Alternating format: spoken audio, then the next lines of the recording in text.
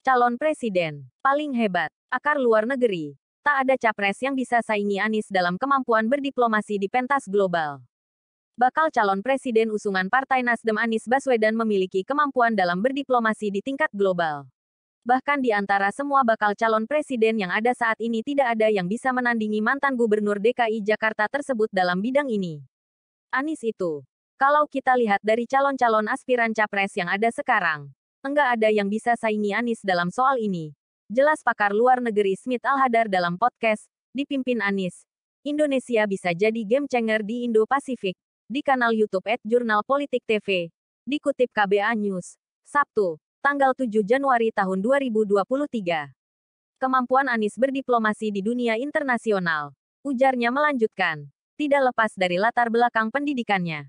Anies menyelesaikan master di bidang International Security and Economic Policy di Maryland University dan Doktor Political Science di Northern Illinois University, keduanya di Amerika Serikat.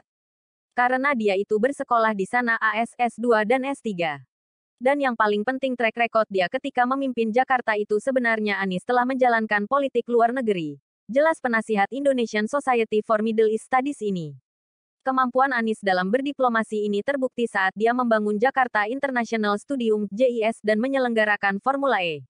Dalam membangun dan menjalankan kedua mahakarya tersebut, pemerintah pusat tidak mendukung bahkan memboikot terutama terkait ajang balap mobil listrik bertaraf internasional tersebut.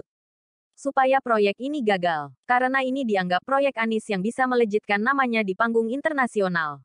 Sehingga semua BUMN menolak kerjasama dengan Anies, beber Smith.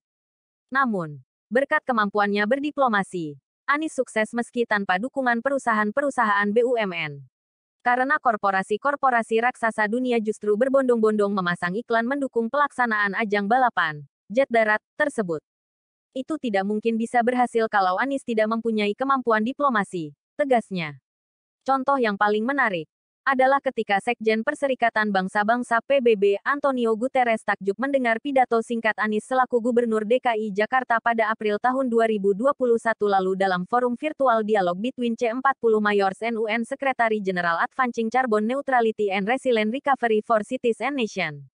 Usul Anies dalam pidato yang hanya 2 menit terkait kebijakan dari dampak perubahan iklim langsung diterima oleh Sekjen PBB.